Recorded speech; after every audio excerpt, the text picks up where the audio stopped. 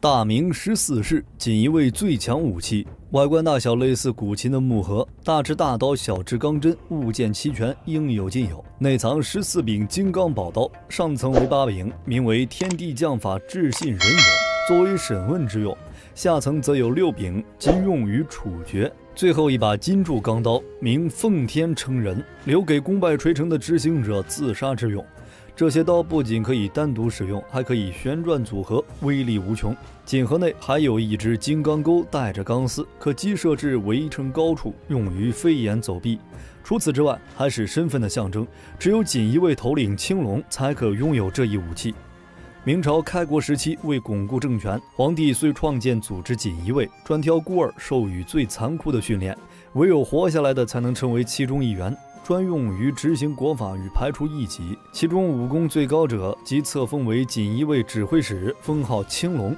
历任青龙都会被授予大明14世。然锦衣卫作为朝堂的双刃剑，在英明之主的领导下能保家卫国，可若皇帝昏庸，也会被当权者利用，令人闻风丧胆。因其身处黑暗，群狼环死，注定将成为一曲悲凉哀歌。时值明朝末年，朝政黑暗，阉党乱政。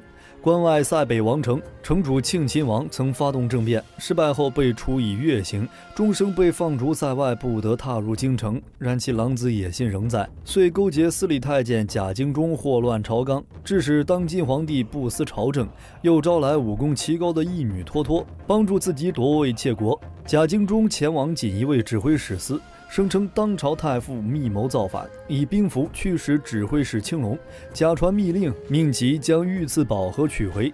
手下白虎、朱雀暂掌指挥使职务，玄武则调归东厂候命。青龙遂率锦衣卫秘密潜入太傅府，无声无息间将守卫解决，自己则拦住早已得到消息的太傅。大明14世一出，无人是他一合之敌。未料当太傅取出宝盒，里面装着的竟是传国玉玺。而玉玺一旦落入乱党之手，天下将生灵涂炭。青龙正心中生疑，哪知屋外有暗箭射来，太傅当即中招，旋即一蒙面人出手刺伤青龙，将玉玺夺走后立即逃离。与此同时，锦衣卫大本营发生内乱，白虎、朱雀被俘，暗中的青龙目睹此景，哪里还不知自己已被人出卖。锦衣卫大狱中，玄武反叛，沦为贾敬忠麾下走卒，得命与白虎、朱雀死斗。朱雀虽悲愤满腔，奈何武艺不及玄武，被其一刀斩杀。剩下的白虎则非同凡响，一声长啸，斩断铁链束缚，以伤换伤，悍勇无比，更是力大无穷，撞断柱梁，将台上众人砸得狼狈不堪。随即跃上木柱，直取贾敬忠而来。不想托托此时赶到，袖带轻舞缠住白虎，看似绵柔，却含有墨色威能。身穿7层禅衣，禅衣飞脱，能卸下任何武器攻击。卸衣时身形之快，无迹可寻，能令敌手产生错觉。如此绝技，任凭白虎攻势凌厉，也无计可施，反被托托甩出银蛇剑刺瞎双目，最终饮恨在对方手中。一夜之间，命运逆转，自身被诬陷谋反，青龙决意夺回属于锦衣卫的尊严。负伤之下，来到京城的正义镖局，以高价将自己托给镖局。镖头本不想理会，奈何镖局生意惨淡，只能应下。彼时各处城门封锁，通缉青龙，镖主便将他藏在女儿乔花的婚车上，借着送亲之名，成功混出京城。镖局行至途中，一伙山贼前来劫镖，镖头不愿生事，忍气吞声，山贼却变本加厉，耀武扬威。正欲群起而上时，青龙出手将山贼挡下，将匪头教训一番，暗中展示自己的腰牌，匪头立马色变，带人逃之夭夭。然而不久之后却遭遇团灭，只因锦衣卫得悉青龙逃脱，紧追不舍。镖局队伍刚进树林，便遭遇埋伏。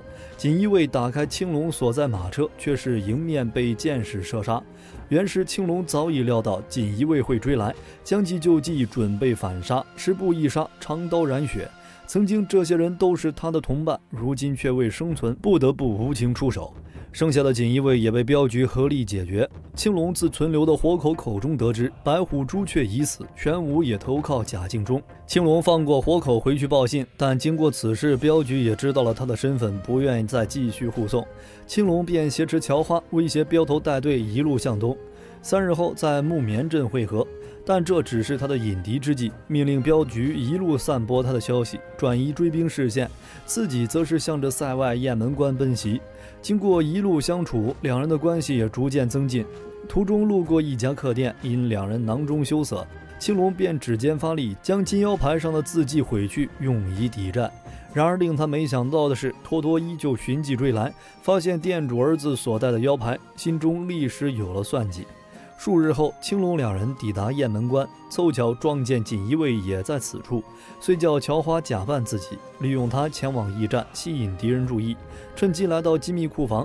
得悉贾敬忠想用3郡之地换取1000两黄金，遂赶忙救出乔花，来到城楼观望，发现王府人马已经到达此地。乔花为了帮他，故意摔倒，趁护卫不备偷来王府腰牌。此时青龙发现远处城墙之上不止他一人盯上了王府人马，两人来到客栈，盘踞在此地的匪帮天鹰帮随即寻来，为首的乃是沙漠枭雄大漠判官。判官以为青龙也是志在黄金，二话没说当即动手，拳脚生风，令青龙都吃了小亏。青龙重整旗鼓，发力猛攻，以牙还牙，将判官击倒在地。双方在亮兵器前瞬息停手，经此一战，两人不打不相识。青龙随即提出联手对敌。事成后，判官去做黄金，自己只要一样东西。判官思量几番，当即同意。为免波及乔花，青龙还故作冷漠，将他赶走。是夜，青龙来到客店，一个女子悄然坐在他的身边，正是寻迹追杀他的托托。正值中秋焰火盛会，众人纷纷离去。转眼间，偌大的客栈只剩2人，托托率先动手，青龙也拔出匣中宝刀应对。银蛇剑招式变化莫测，配合托托奇诡的身法，断地是诡异难缠。强如青龙都感受到极大的压力，两人所过之处，周遭死物尽皆粉碎。须臾间，托托施展缠衣飞脱之法，青龙一招不慎被其刺伤，只能打开匣中钢丝机关，借以飞身，射出暗器阻拦托托抽身离去。次日驿站中，贾敬忠与王府侍卫交易，其中便包含了传国玉玺。王府这才露出谋反的真实意图。贾敬忠命玄武收起玉玺，未料玄武再次叛变，投靠王府，直接将贾敬忠杀死。此幕全被利用腰牌伪装成侍卫的青龙看在眼中，当即放出信号。天鹰帮闻声而动，借助火药解决看守。大漠判官甩出回旋刀，刀锋旋转而过，瞬息回到手中，冲过来的守卫这才缓缓倒地。与此同时，青龙露出真容，将玄武吓了个半死。判官也随即闯入，玄武自知不是青龙对手，丢下玉玺独自逃命。判官如愿得到黄金，早已为青龙准备好马车。未料托托将乔花挟持，以他的性命要挟青龙交出玉玺。青龙思虑一番，还是丢出玉玺换来乔花安全。这一幕俱被天鹰帮收入眼中。判官通过近来局势得悉青龙意图，心中更加钦佩的同时，也想助他一臂之力。而青龙则是汇合了镖局队伍，借着超近道的优势，提前赶到托托的必经之路天狼古城。待王府火枪队赶到古城，青龙现身引开托托，玄武则带着玉玺进入古城。未料青龙并未离去，原是中途乔花伪装成他引开托托，青龙设计将火枪队分开，又令其在交叉口相遇，丢下火药，顿时黄沙四溅。烟雾弥漫中，火枪队自相消耗，镖局立刻发动陷阱，重创敌人。剩下的人已经不足为惧，青龙也击败了玄武，逼他将玉玺交出，在对方正欲背后偷袭时，将其一刀了结。而另一边，乔花被托托追上，即将身死时，被判官及时救下。双方略一试探，便知眼前女子绝非是他能敌，遂让乔花赶紧离开，自己则留下殊死一搏。双方实力差距甚大，判官不慎被对方划伤腹部，引以为傲的回旋刀也被其踩在脚下，最终饮恨在托托手中。一代枭雄就此落幕。而青龙回到古城，将玉玺交于乔花，嘱咐他送回京城，自己则是留下与托托决一死战。破庙之中，托托前来应战，青龙已存死志，发动机关将四面封闭。此战要么只有一人离开，要么便是同归于尽。青龙推动佛像向托托袭来，自身却是躲在其后，瞬息出刀，终于将托托刺伤。很快两人互怼一脚，青龙倒飞时宝刀落入火炉，大明14世也掉落在地。旋即挣扎起身，拔出宝刀。托托再次施展秘法，然而宝刀经过淬火，轻易将禅衣一件件毁去，却还是一时不察，被银蛇剑刺穿身躯。青龙却不管不顾，旋身制住托托。看着地上的大明石四世，眼中涌现决然之意，提出石子，发动最终武器奉天承人，瞬息宝刀射出，洞穿二人身躯。他终于完成了自己的使命，解救了黎民苍生，带着敌人一同埋骨在此。故事的最后，乔花继承了父亲的镖局，将玉玺安全送回京城。庆亲王阴谋被揭，在被赐死前先行自尽，皇帝也重新上朝，太傅官复原职，与家人团聚。唯有每次乔花眺望远方，依稀还会觉得青龙未死，正在远方策马归来。